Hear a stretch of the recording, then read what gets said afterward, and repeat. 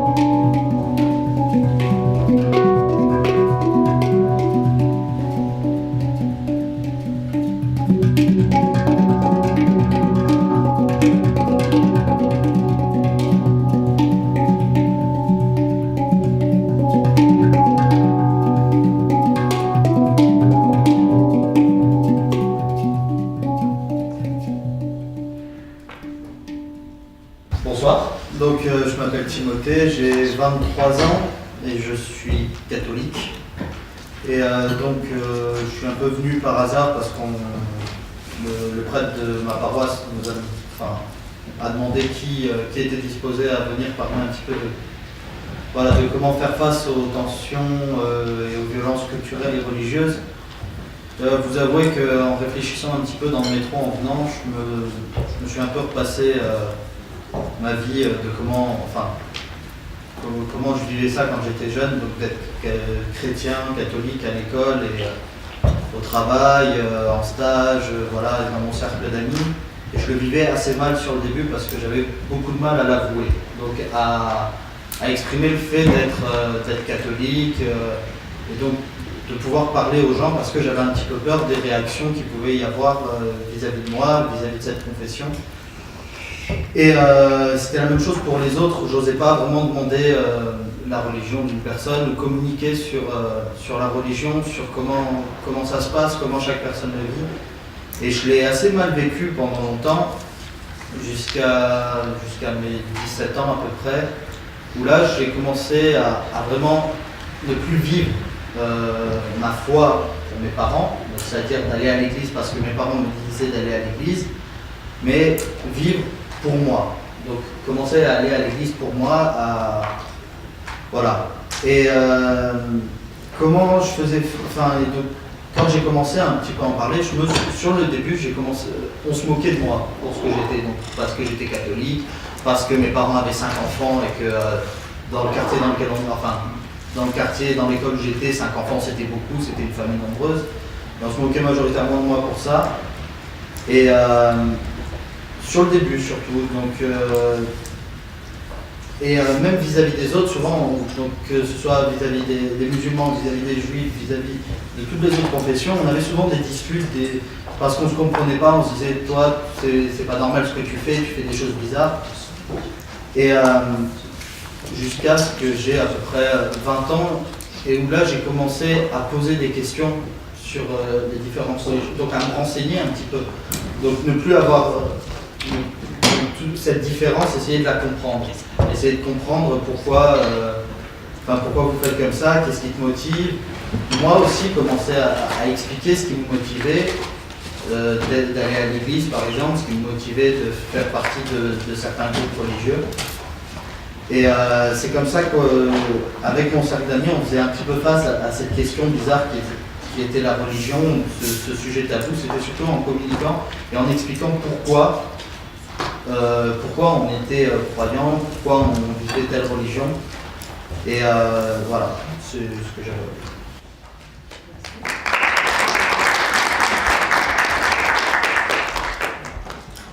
And I'd first like to commence by thanking Malti Dassi and Yolande for giving me this wonderful opportunity to voice out the tension I've been through and how my culture has sort of helped me and how it goes. Il vient de se présenter et donc de vous remercier. I'm gonna translate for everyone, okay?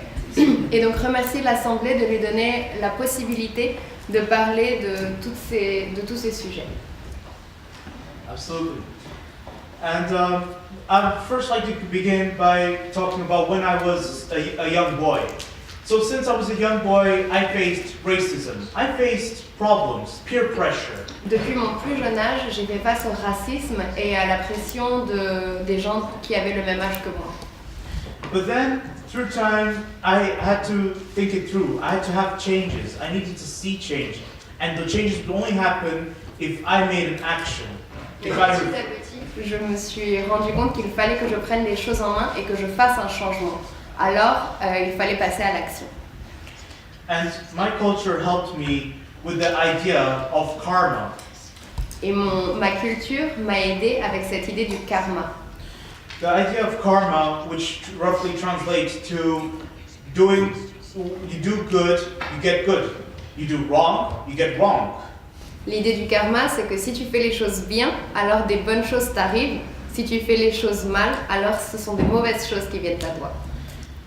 And apparently, I learned that one of the biggest issues in our society is integration and culture shock. L'une des problématiques principales de notre société, c'est le choc culturel et les problématiques liées à l'intégration.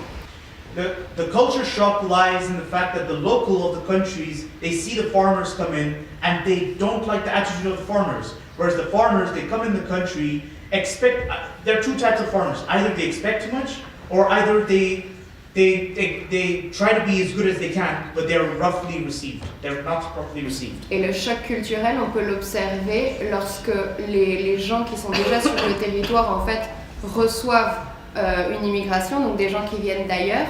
Et à ce moment-là, ils ont un peu peur ou ils ne s'ouvrent pas, ils ne cherchent pas la rencontre.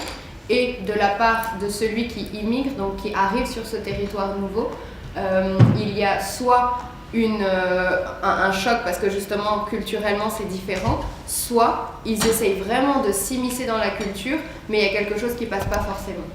And I'm proud to say that we have been improving in recent years. There's been growing multiculturalism, not only in Europe, around the world, and we should carry on at this rate.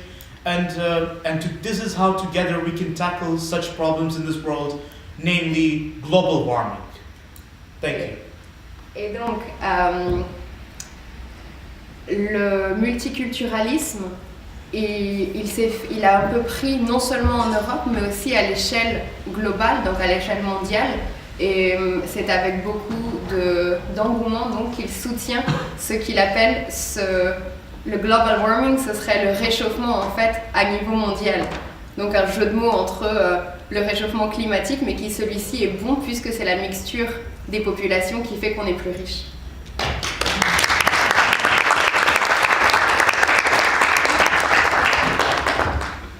Donc moi j'étais dans une école publique et en tant que juive j'ai jamais eu vraiment de problème. J'étais en cours de religion judaïque et j'ai jamais vraiment vécu de violence de la part des autres.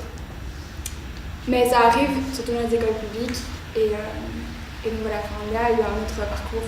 Donc, je m'appelle Léa Rosenberg, j'ai 21 ans, j'étudie maintenant le droit à l'ULB. Et j'ai été à l'école l'Athénée Maïmonide, qui est une école juive en secondaire. Et donc moi j'étais qu'avec des juifs, donc j'ai jamais eu d'altercation, de remarques antisémites en tout cas pour ma part. Et toutes les deux on était aussi dans un mouvement de jeunesse juif, mais laïque. C'est un concept assez original parce que c'était vraiment un concept qui voulait aller vers les autres, chacun vit sa religion comme il l'entend, et donc ça c'était déjà un premier pas vers l'ouverture vers les gens, vers comment ils vivaient leur religion. Et donc on a commencé toutes les deux avec ce mouvement de jeunesse, et on s'est retrouvés toutes les deux après à l'USJB. Donc Clémentine va maintenant un peu expliquer ce que c'est. Et donc l'USJB, c'est l'Union des étudiants juifs de Belgique. C'est une association qui est à l'échelle nationale. Elle est établie près du campus de l'ULB, donc à Bruxelles. C'est une association qui a pour but donc, de rassembler tous les étudiants juifs de Belgique, ou qui se trouvent en Belgique. Mais aussi principalement, c'est une association, et c'est important, qui se bat contre la xénophobie, l'antisémitisme et toute autre sorte de racisme. Et nos activités sont basées par rapport à ça. Donc on va faire beaucoup d'activités culturelles, interculturelles, essayer de vraiment rencontrer un maximum de personnes. Et ouais, donc on peut donner quelques exemples d'activités. On fait partie d'une association nationale qui s'appelle les Amis de Philippe. Et c'est avec toutes les communautés, les différentes communautés qui sont en Belgique, on se rassemble chaque année. Et là, on a plusieurs projets qui se mettent en place pour l'avenir. Aussi, on a plusieurs projets avec l'Association générale d'étudiants marocains, avec qui on a de très bonnes relations. Et on entretient beaucoup de projets interculturels avec différentes communautés. Et donc, on est assez contents de ça. Donc voilà, pour nous, notre solution par rapport pour faire face à la violence et aux tensions qui pourraient se créer, c'est justement d'aller vers les autres, de faire des activités interculturelles, le dialogue, et je pense que ici ça représente bien. Et voilà, on est très contente en tout cas d'être là.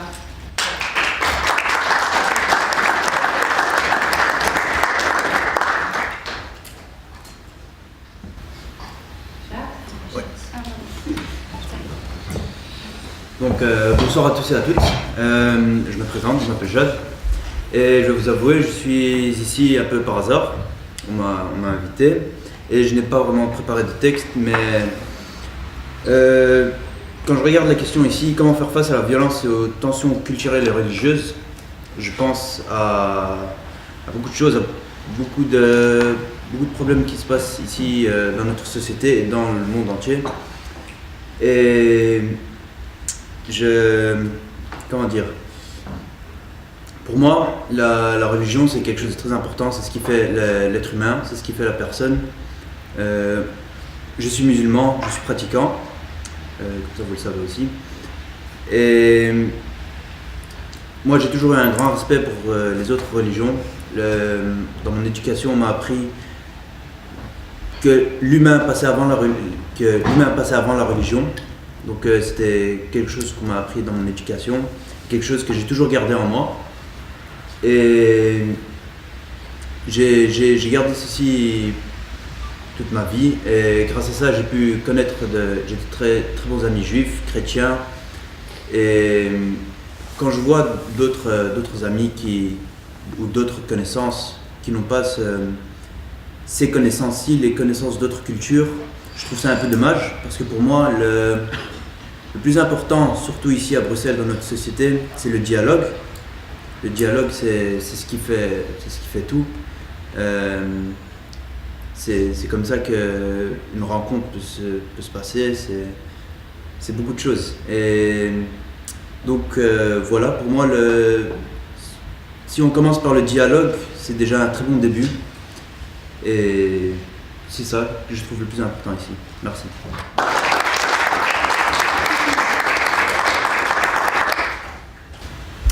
Donc, bonjour, je m'appelle Alexandra. J'ai été élevée dans la tradition chrétienne, mais en fait c'est quelque chose qui bien sûr a bercé mon enfance, mais aujourd'hui en fait je viens avec une autre proposition pour œuvrer au dialogue interculturel et interreligieux. Après avoir quitté Paris, où je suis née, j'ai commencé avec les programmes européens jeunesse à travailler dans la sensibilisation avec les jeunes sur toutes les thématiques où l'Union européenne s'engage. Et petit à petit, après avoir fait le tour de Jeunesse en Action, l'ancien Erasmus+, j'ai découvert le yoga. Et aujourd'hui, c'est avec des ateliers d'acro-yoga comme vecteur de lien pour le dialogue justement interculturel, mais du coup aussi interreligieux, que j'œuvre pour la paix. Et alors,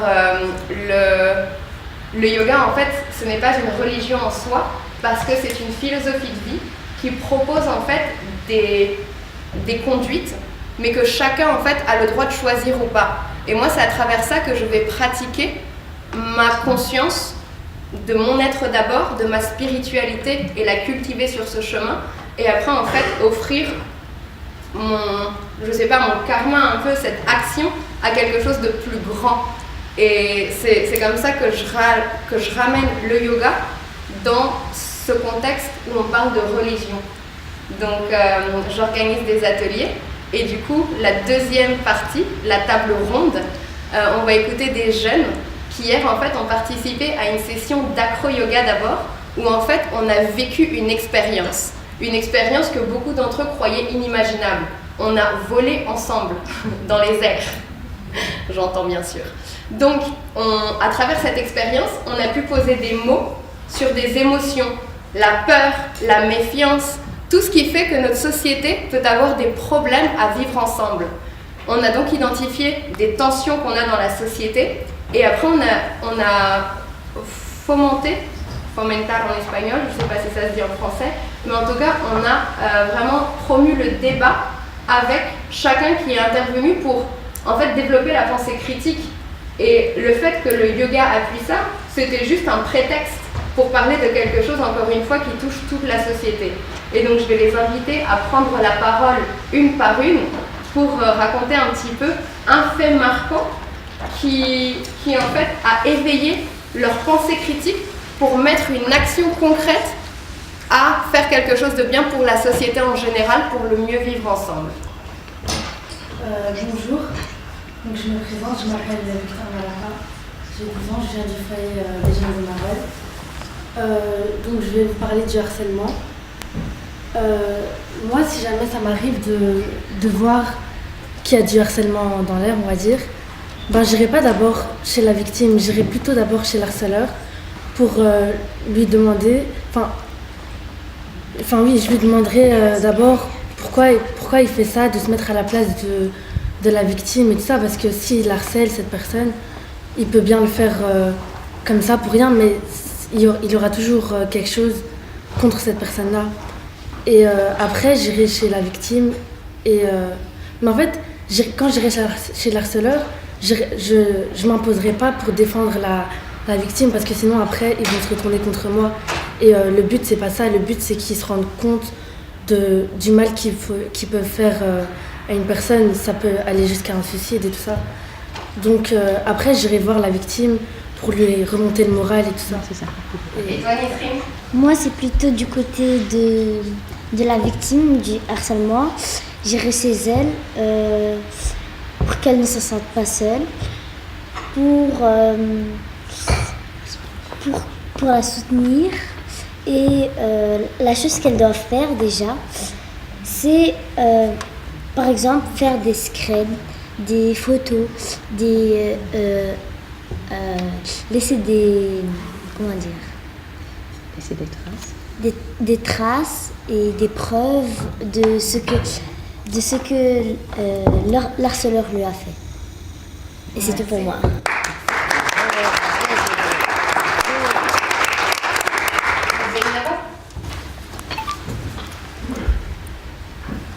Bonjour. Ça marche. Bonjour. Aujourd'hui, je vais vous parler du racisme. Parle un peu plus fort, tu sais. Parle plus fort. Bonjour. Aujourd'hui, je vais vous parler du racisme.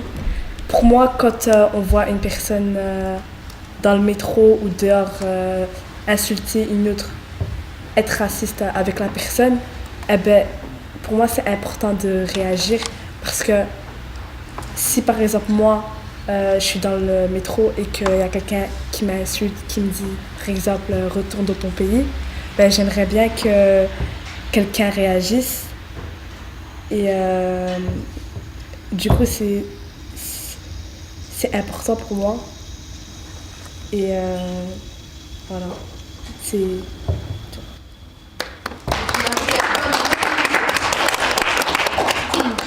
Sarah?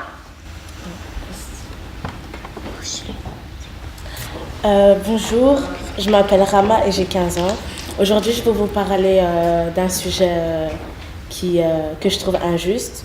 Pourquoi le voile est interdit dans les écoles et dans le travail, or que la croix des chrétiens ou autre chose qui montre un truc religieux est autorisée. Ma copine, elle est voilée et elle va vous faire part de son ressenti quand les gens lui posent des questions. Moi, quand par exemple, je m'appelle Sarah et par exemple, quand je sors dehors et je vois des regards qui se posent sur moi, ben, je me sens agressée et je me sens mal. Et moi, j'aime pas quand j'enlève mon foulard pour aller à l'école et pour ressortir le remettre. Je trouve ça injuste. C'est tout. Merci. Alors, c'est vraiment pas évident de prendre la parole en public, mais on s'est rendu compte entre nous que c'était aussi une opportunité que d'être là et de porter la voix de tous les jeunes qui n'ont pas la chance de s'exprimer face aux politiques avec les différents acteurs religieux. Et le débat hier nous a aussi fait comprendre qu'on avait chacun nos façons de nous exprimer, certaines plus artistiques que d'autres. Et maintenant, j'invite Shadow pour un moment de rap. Mais tu vas à l'école, il faut pas que tu déconnes. Ils rêvent de faire rentrer des tonnes, nos mères deviennent folles. Petit va à l'école, il faut pas que tu déconnes. Ils rêvent de faire rentrer des tonnes, nos mères deviennent folles, hein.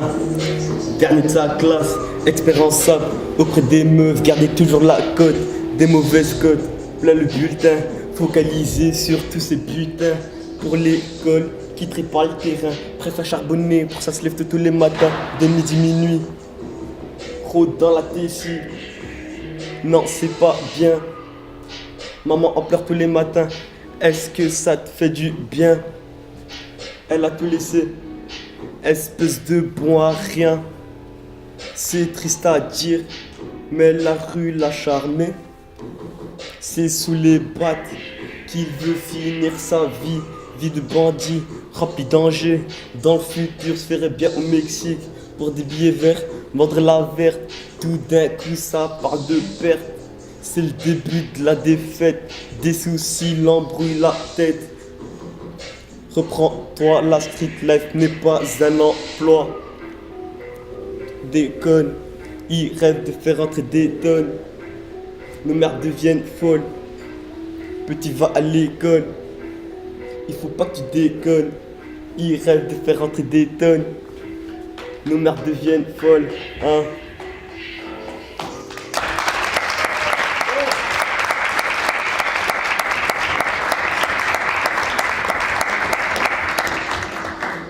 Donc, étant plus jeune, je me suis retrouvée dans des situations de tension dues à mon origine ou parfois ma religion.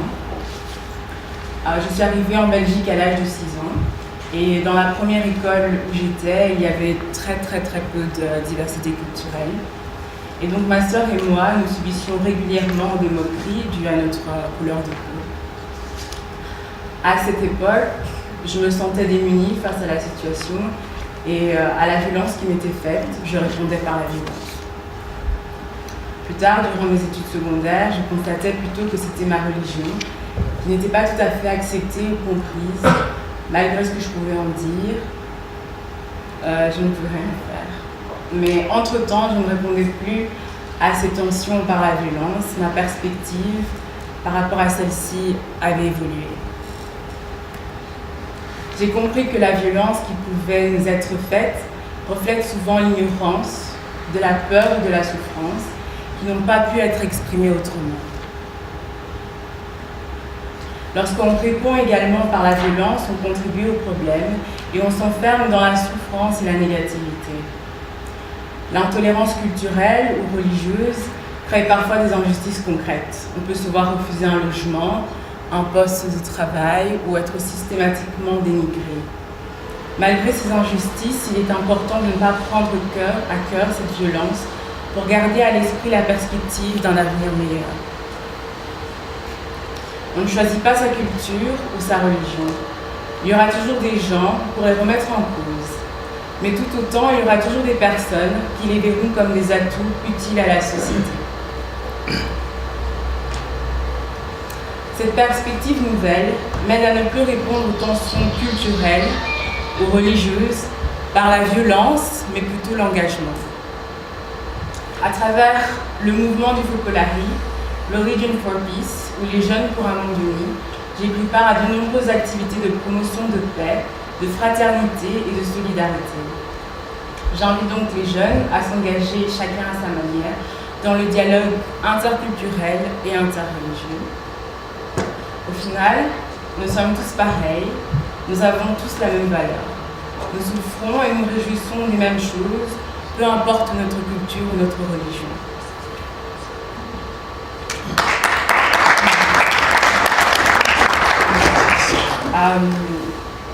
Mon expérience est assez brève, mais ce qu'il faut en retenir, c'est qu'il y a toujours des personnes qui verront nos différences comme des atouts.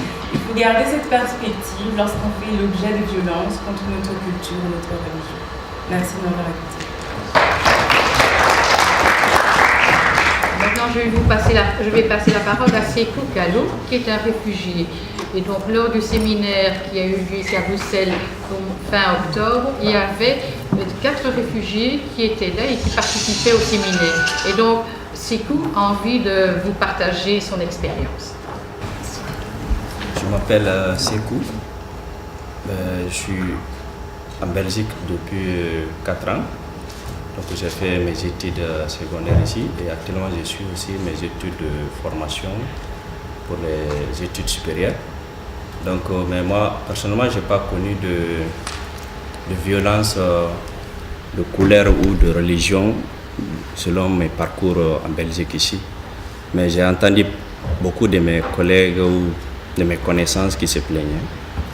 Donc, et à travers le séminaire de Erasmus+, donc ça m'a donné encore beaucoup d'expérience que j'ignorais avant. Donc j'ai compris que notre différence ne nous empêche pas de travailler ensemble et de dire les mêmes choses et contribuer aussi à un développement culturel et religieux. Donc j'encourage les jeunes. D'abord je remercie Mme Yolande de nous donner cette opportunité et aussi la jeunesse de la ville de Bruxelles, en l'occurrence la SBL, d'encourager les jeunes et de privilégier le dialogue. Donc avec ça, je pense qu'il y a beaucoup de jeunes aujourd'hui ignorent vraiment cette rencontre qui peut être bénéfique de toutes les cultures, qui font qu'il y a eu certains malentendus ou certaines attaques verbales qui peuvent provoquer de la haine contre les autres. Et sinon, il n'y a pas assez de difficultés au niveau des religions, mais plutôt, pour moi, c'est la stigmatisation qui fait la haine, qui remonte la haine contre les autres et qui dégénère des fois de violence. Donc, je suis très content de participer à ce programme.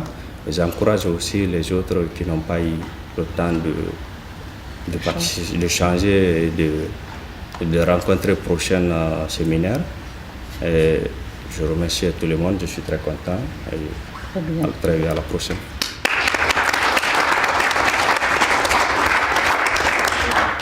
Alors moi, effectivement, comme Yolande l'a dit, je suis actuellement échevine à Uccle de l'égalité des chances, des familles, de la santé, des crèches, des affaires européennes, de la solidarité internationale, et c'est déjà pas mal. Et donc, je suis une amie de Yolande depuis très très longtemps. Sur le plan personnel, je suis catholique, pratiquante, et avant, pas simplement une carrière politique, mais avant mon engagement comme échevine, j'ai été professeur de religion catholique pendant plus de 40 ans. Voilà. Et c'est effectivement mon engagement comme chrétienne catholique qui m'a poussée à m'engager davantage dans la vie active. Et donc je suis très touchée de voir aujourd'hui, vous tous les jeunes ici présents, d'origine peut-être différente, mais vous partagez tous en tout cas la même humanité et le même engagement pour la paix. Des jeunes catalyseurs de paix prennent la parole face à la violence et aux tensions culturelles ou religieuses. Personnellement, je n'aime pas trop insister sur les tensions culturelles et religieuses. Je pense que plus on en parle, plus on risque d'en créer, et vous êtes là pour prouver le contraire. Les phénomènes que l'on voit, qui sont largement relayés dans la presse, souvent, et même la plupart du temps, n'ont rien à voir avec les religions, même malgré ce que l'on en dit.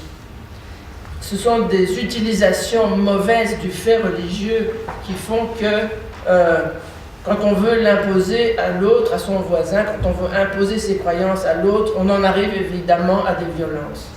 Et toutes les cultures, toutes les religions doivent regarder chez elles d'abord pour s'apercevoir que chacun peut balayer devant sa porte. Même ceux qui n'ont pas de religion, même ceux qui disent en tout cas ne pas avoir de religion, parce que nous ne sommes pas là pour dire qui a une religion et qui n'en a pas. Et donc, ça peut paraître bizarre de s'engager en politique poussé par ces engagements religieux.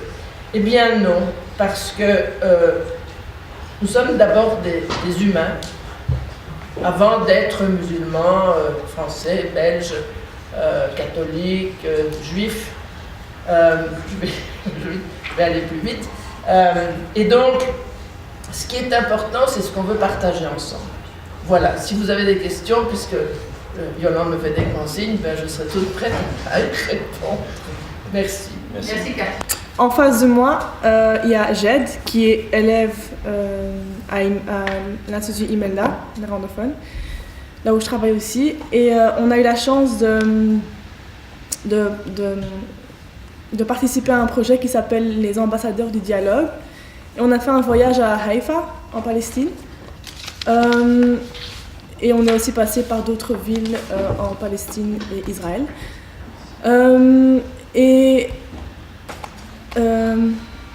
Bien sûr, avant d'y aller, on avait déjà nos idées, nos propres idées de comment ça allait être là-bas et comment les gens pouvaient souffrir. Et je perds mes mots, désolée. Et Jed, tu reprends ? Je reprends. Et je te reprends après si tu veux. Mais... Donc nous sommes partis pour un échange multiculturel avec notre école à Haïfa. Donc donc tout d'abord, nous sommes partis ici avec 6 musulmans et 6 chrétiens. Et là-bas, c'était aussi 6 musulmans et 6 chrétiens d'une école à Haïfa. Et le but de toute cette aventure, on va dire, c'était vraiment de se connaître l'un l'autre sans préjugés, sans dire ok, celui-là c'est un musulman, celui-là c'est un... Il n'y avait pas tout ça, c'était vraiment l'être humain de nouveau. Et on a beaucoup appris, on a énormément appris, c'était un roller coaster d'émotions. On a visité beaucoup de villas, de paysages magnifiques. Et moi, personnellement, ce qui m'a le plus touché là-bas, c'était les élèves. Parce que moi, j'étais quelqu'un qui était assez timide, quelqu'un qui était... Socialement, c'était pas waouh, je parlais pas avec beaucoup de personnes, j'étais quelqu'un de gêné. Et là-bas, les élèves de là-bas, malgré tout ce qui se passe dans ce pays très compliqué, leur façon de parler, c'était avec la danse. Et c'était pour moi quelque chose, la danse, c'est quelque chose que je faisais, c'était vrai pour moi. Et j'ai beaucoup appris avec ça que malgré tout ce qui se passe là-bas, ils continuaient de sourire, ils continuaient de bouger. Et avec ça, j'ai appris comme quoi on vit qu'une fois, qu'il faut aller au fond, qu'il ne faut pas se gêner, qu'il faut vraiment y aller. Et donc oui, j'ai eu la chance d'avoir ce magnifique voyage. Et voilà, c'est mon ressenti dessus.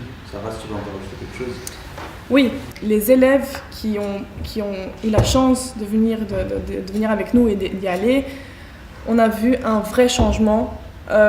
Parce que c'était juste après tout ce qui s'est passé à Bruxelles, les attentats, les jeunes ne savaient pas trop comment placer cela, ils se sentaient aussi stigmatisés parce qu'ils avaient une origine autre, enfin ils étaient maghrébins ou autre chose. Et on a remarqué qu'au début, il y avait une sorte de haine parce qu'ils se sentaient à chaque fois stigmatisés, à chaque fois c'était la même chose et à chaque fois c'est eux qui l'ont fait, c'est eux la faute. Et une fois revenus, ou pendant notre voyage, il y a un élève qui a dit, Inès qui a dit, ou c'était Adil, je ne sais plus, mais un élève qui a dit je suis venu ici en pensant que je savais tout et je me rends compte qu'en fait je sais rien. Et il est revenu ici et il a totalement changé aussi par rapport aux autres profs, le disent aussi, c'est quelqu'un qui a beaucoup grandi, qui est devenu très mature et qui a compris que un problème de violence ne se règle pas avec de la violence, mais au contraire avec le dialogue. C'est pour ça qu'on est les ambassadeurs du dialogue. Merci beaucoup. Bravo.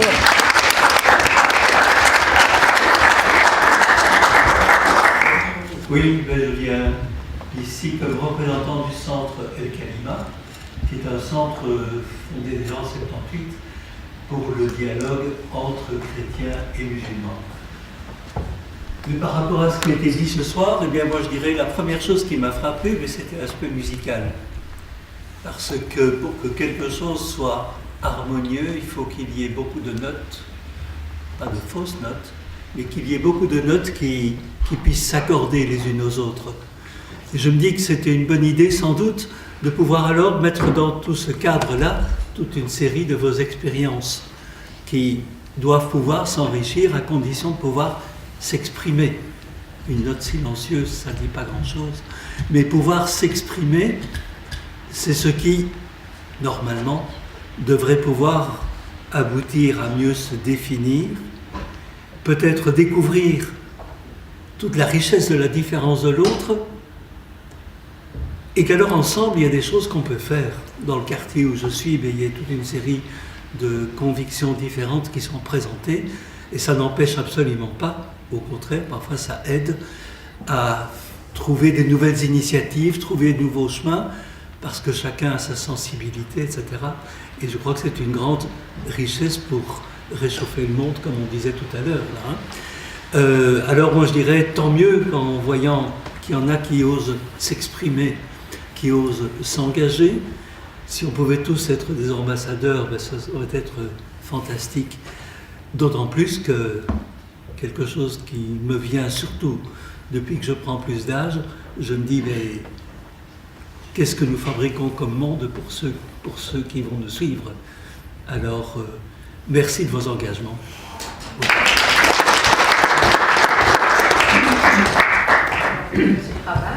Merci. Il faut savoir que également le silence est une forme de dialogue. Le fait de laisser un blanc, ça permet à la personne de réfléchir et de prendre les paroles de son auditeur. Et c'est vrai que c'est important aussi d'avoir des temps de silence. Et d'ailleurs, dans la culture orientale, c'est intéressant de voir que dans la culture orientale, à chaque fois qu'on parle, il y a tout le temps un temps pour que la personne saisit bien ce que l'autre lui a dit. Donc le silence aussi fait partie du dialogue. En ce qui concerne aujourd'hui, je trouve que c'est intéressant de vous voir tous réunis, car d'une certaine manière, nous sommes tous les enfants d'Adam.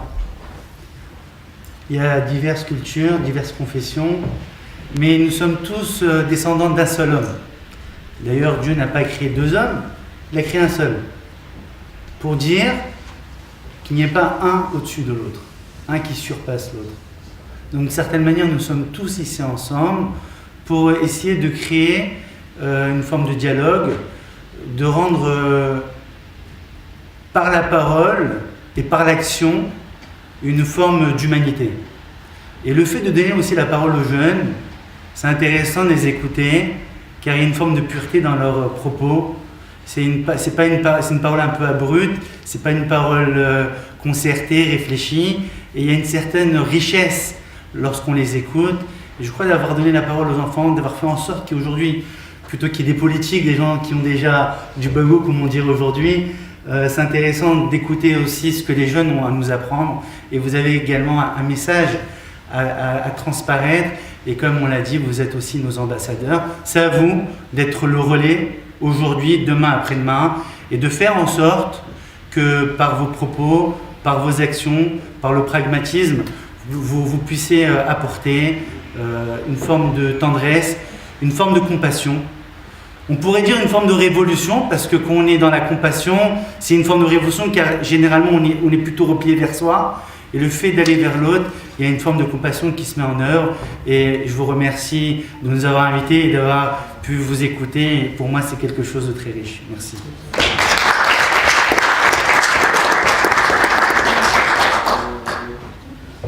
Bonjour à toutes et à tous. Donc je me présente tout d'abord. Je m'appelle Assad Majib. Je suis l'imam de la communauté musulmane Ahmadiyya. Notre siège social, il est à Dilbeek. Moi-même, j'ai grandi à Bruxelles et puis j'ai fait mes études en Angleterre. Ce que moi j'ai appris de ma vie et ce que notre communauté nous a appris, c'est de servir l'humanité. Donc depuis que dans notre communauté, dès à 7 ans, on éduque nos jeunes à servir l'autre, c'est-à-dire à travers des programmes de dons de sang, et on rend visite dans les zones et divers d'autres programmes.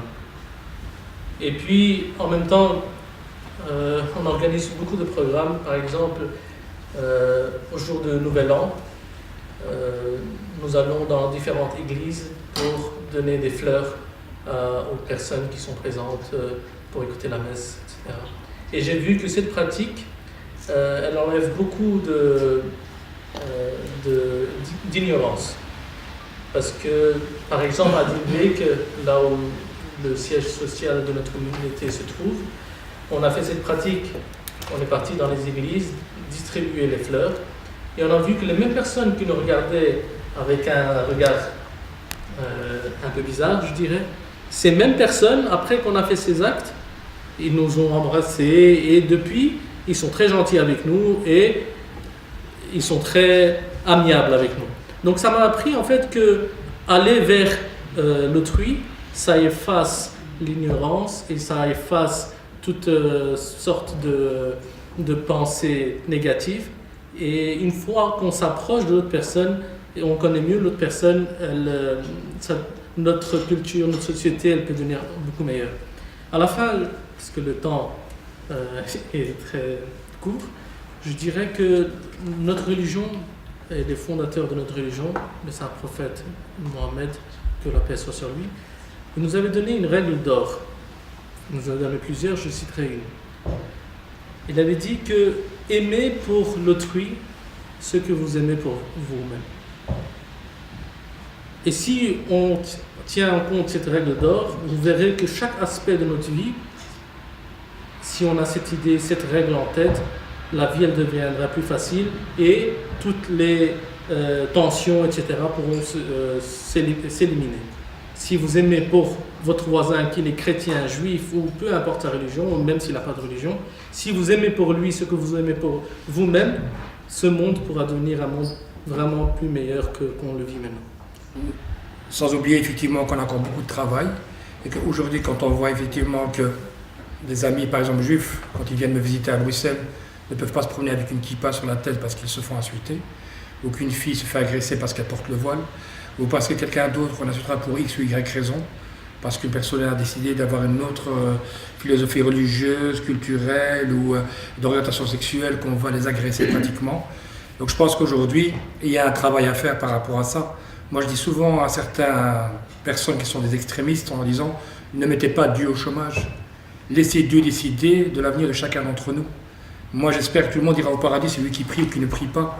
Alors il y a des gens par exemple qui me disent « Non, il y a que moi qui dois aller au paradis, j'ai prié 10 fois par jour, lui il n'a pas prié, il doit aller en enfer. » Mais c'est ceux-là qui sont malades. Et c'est ceux-là qu'il faut convaincre que même si l'autre n'a pas prié, il mérite autant le paradis, quoi.